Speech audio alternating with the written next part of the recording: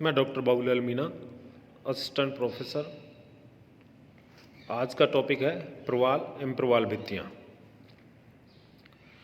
एक डायग्राम के द्वारा आप अच्छे से देख सकते हैं प्रवाल कैसे बनते हैं। अंत सागरीय रूपों में प्रवाल भित्तियाँ तथा एटाल अपना अलग ही महत्व रखते हैं। इनका निर्माण सागरीय जीव, मूंगे या कोरल के अस्थिपंजरों के समेकन या संयोजन द्वारा होता है। कोरल उष्णकटिबंधीय महासागरों में पाए जाते हैं तथा चूने पर निर्भर करते हैं।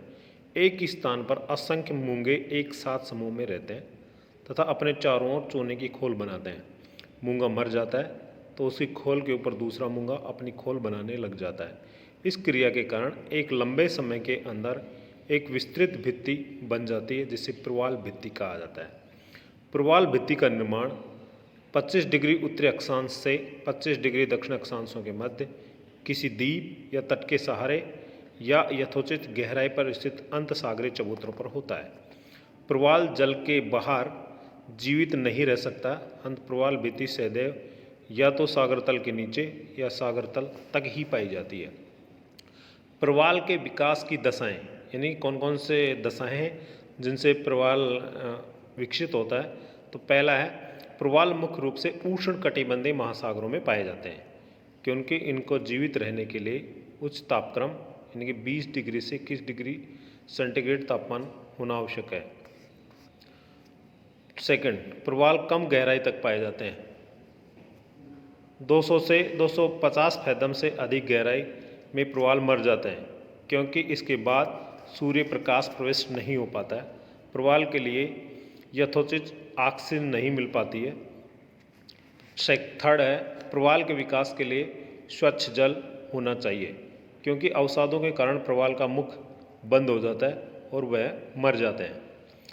जहाँ पर अवसाद का जल के साथ सम्मिश्रण नियमित रूप से होता रहता है, वहाँ पर प्रवाल का विकास हो सकता है, परंतु जहाँ पर अचानक अवसाद लाया जाता है तो वहाँ जल गंदला हो जाता है और वहाँ प्रवाल मर जाते हैं। फोर्थ है, अत्यधिक सागरीय लवणता प्रवाल के विकास के लिए हानिकारक होती है, क्योंकि इसमें चूने के कार्बोनिक की कमी होती है, जबकि चूना प्रवाल का प्रमुख भोजन है। पांचवा है, पूर्ण स्वच्छ जल की भी प्रवाल के लिए हानिकारक होता है।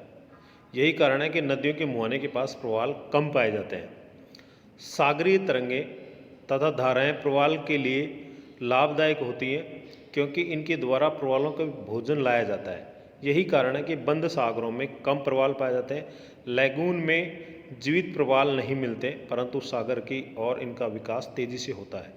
तरंगें तथा धाराएं प्रवाल भित्तियों के आकार निर्धारण में सहयोग करती है। सातवां है, प्रवाल के विकास के लिए अंत सागरीय चबूतरों की आवश्यकता होती है, जिनके ऊपर प्रवाल अपना घरौंदा बनाते हैं। इन अंत सागरीय चबूतरों की स्थिति सागर तल से ऊपर 50 फैथम तक होनी चाहिए। प्रवाल के प्रकार, महासागरों में मिलने वाले प्रवाल भित्तियों को दो रूपों में विभाजित किया जा सकता है और आकृति के आधार पर इन्हें 3 वर्गों में रखा जाता है। तटीय प्रवाल भित्ति, अवरोधक प्रवाल भित्ति, वलयाकार प्रवाल भित्ति या एटाल।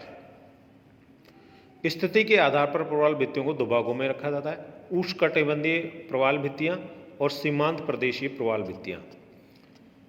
पहला है तटीय प्रवाल भित्ति।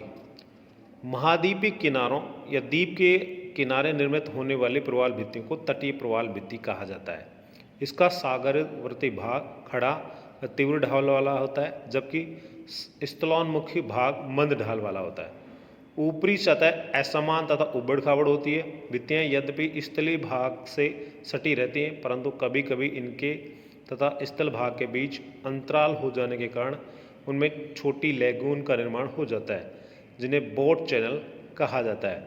इस तरह की भित्तियाँ सकाउ द्वीप, दक्षिणी फ्लोरिडा, मलेशिया द्वीप में के सहारे पाई जाती हैं।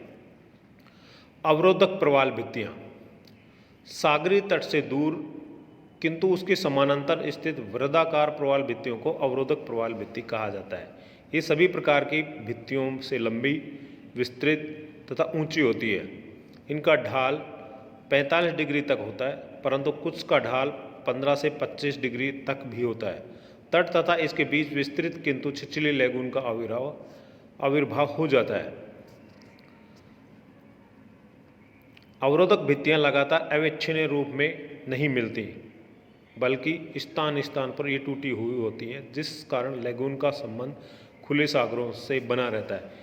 इस अंतरालों को ज्वारीय प्रवेश मार्ग भी कहा जाता है, जिनसे होकर जलयान भी आ जा सकते हैं। इन भित्तियों का आधार अधिक गहराई में मिलता है। कभी कभी तो आधार इतना गहरा हो जाता है कि वहाँ प्रवाल विकास की सीमा से अधिक हो जाता है। विश्व की सर्वप्रमुख अवरोधक प्रवाल भित्ति ग्रेट बैरियर रिफ है, जो ऑस्ट्रेलिया के पूर्वी तट के सहारे 9 डिग्री से 22 डिग्री दक्षिण अक्षांशों के मध्य 1200 मील या यूँ कहें 1920 किलोमीटर की लंबाई में पाई जाती है। इसका उत्तरी सिरा तट से 80 मील दूर तथा दक्षिण सिरा 7 मील दूर है। इस तरह प्रवाल भित्तियों की तट से दूरी के 20 से 30 मील के बीच में पाई जाती है।